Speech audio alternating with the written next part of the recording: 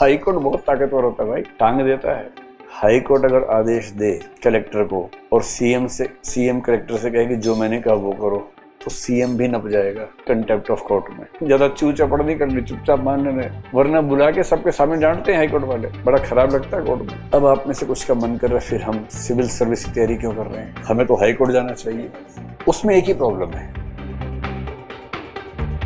इनके क्वेश्चन है कि अगर किसी डिस्ट्रिक्ट कलेक्टर को एक ऑर्डर दिया है स्टेट गवर्नमेंट ने और एक दिया हाई कोर्ट ने, उसे किसको मानना चाहिए? हाई कोर्ट को। वो उसके लिए भी ठीक है, स्टेट गवर्नमेंट के लिए भी ठीक है, वरना हाई कोर्ट दोनों को टांग देगा। हाई कोर्ट बहुत ताकतवर होता है भाई, टांग देता है।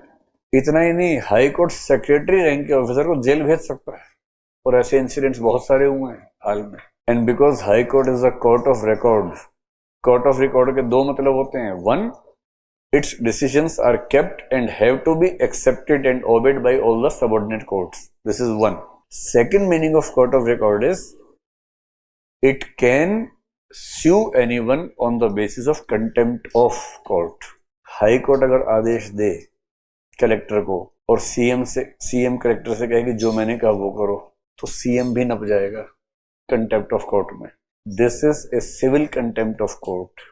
एक क्रिमिनल कंटेम्प्ट भी होता है, उसमें जेल भेजते हैं, सिविल में उतना डांटते नहीं है, थोड़ा सा करते हैं, ठीक है। हाई कोर्ट कुछ कहे तुरंत एकदम मन ही मन में 3 बार क्या करना है? सजदा करना है। हाई कोर्ट कुछ कहे तो ज्यादा चू चपड़ नहीं करनी, चुपचाप मानने में, वरना बुला के सबके सामने डांटते हैं हाई कोर्ट वाले, बड़ा खराब लगता है कोर्ट में, ठीक है। चलिए, अब आप में से कुछ का मन कर रहा है, फिर हम सिविल सर्विस की तैयारी क्यों कर रहे हैं, हमें तो हाई कोर्ट जाना चाहिए। उसमें एक ही प्रॉब्लम है, बहुत प्रॉब्लम है। देखो, इसको यूं समझो, we do not have an Indian judicial service, so let us assume you happen to be an LLB graduate in the age of 23 और आपने कसम खाई कि मैं जज ही बनूंगा। Then you need 3 years experience to appear in the exam of lower judiciary.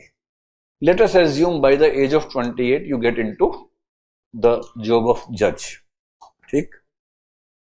अब यहां से डिस्ट्रिक्ट जज बनने का प्रोसेस है कम से कम 12 से 15 साल का, and in the age of 40 you become the district जज। 40 में भी नहीं, 42-3 में बनेंगे। एंड डिस्ट्रिक्ट जज is equivalent to the SP और the DM, which you become in 4 years in IAS और आईपीएस, 4 या 5 years, इन सम स्टेट्स में भी 6 years maximum. So if you get into civil services in the age of 25, you are at the district head level in the age of 30. Here you get at this level in the age of 42 almost. या आप HJS का exam देंगे after 7 years of experience, तो 23 से 30 तक experience करेंगे, उसके बाद HJS देंगे, then you become ADJ in the age of maybe 32 and DJ again in the age of 37-38. और हाई कोर्ट में क्या होता है, 50% of the judges come from the direct practice of lawyers. Only 50% come from the serving judges. उनमें भी उसी state से भी कुछ लोग आते हैं। बहुत जुगाड़ चाहिए। वैकेंसी कितनी आती है? 2-3 साल में एक। गिद्ध है 500, वैकेंसी है एक। ये हाल होता है 80-90%। हाँ, नेपोटिज्म भी होता है, ऐसा कहते हैं कई लोग। यूपीएससी बहुत आसान है। कम से कम एग्जाम तो होता है। डिस्ट्रिक्ट जज बड़ा नहीं होता, बट डिस्ट्रिक्ट जज has the authority of summoning them, but he never summons them. डांट सकता है, फिर अकेले में खा भी लेता होगा। जनरली ऐसा नहीं होता। आपने सुना होगा कि आईएएस और आईपीएस में झगड़ा है जिले में, जिला कैसे चलेगा, ऐसा नहीं होता, बहुत रेयर होता है। Generally collector and the SP have very good tuning. Collector never intervenes in the police matters and SP never say anything in other matters, so they have a good relationship. मैं आपकी बात समझ गया। मैं तो कह रहा हूँ कि कई लोग उस पर भी डाउट करते हैं, मैं तो ये कह रहा हूँ। डिस्ट्रिक्ट जज टेक्निकली मतलब पावरफुल तो है ही, but not as powerful as district magistrate और द एसपी। देखो, जुडिशरी की सारी ताकत इस भरोसे पे है कि एसपी मेरी बात मानेगा। जज बोलेगा अरेस्ट करो, एसपी बोले नहीं करता, खुद ही कर लो, सारी ताकत खत्म। सो जजेस know that all the powers which lie to us is effectively lying with the police and administrative parts. पर सिंपल सी बात है कि एसपी है, उसने एक अपराधी को पकड़ा, क्रिमिनल को पकड़ा है, and this person will be going for the bail tomorrow. ठीक, बहुत तगड़ा वकील लेके आ गया है दिल्ली से, और एसपी को पता है कि इसको छोड़ना ठीक नहीं रहेगा. मैंने सुना है तो एसपी साहब रात को डीजे साहब को फोन कर देते हैं. कौन डीजे? डीजे वाले बाबू नहीं, डिस्ट्रिक्ट जज. बताते हैं कि सर ऐसे ऐसे मामला है, बहुत ही खतरनाक क्रिमिनल है, we have all the evidences and I request you please don't give him bail. Generally उसके बाद बेल नहीं मिलती, अंडरस्टैंडिंग होती है, तीनों मिलकर जिला चलाते हैं ना, they know the compulsions of each other, and almost every month, every week they meet on the parties in the evening. वो मिलते ही रहते हैं, वीक में एक आध बार कोई फंक्शन है, तीनों साथ बैठे ही हुए हैं. So they have a very good rapport with each other. So it's not like DG आया तो एसपी खड़ा होगा कि नहीं होगा, ये सब कुछ नहीं होता है.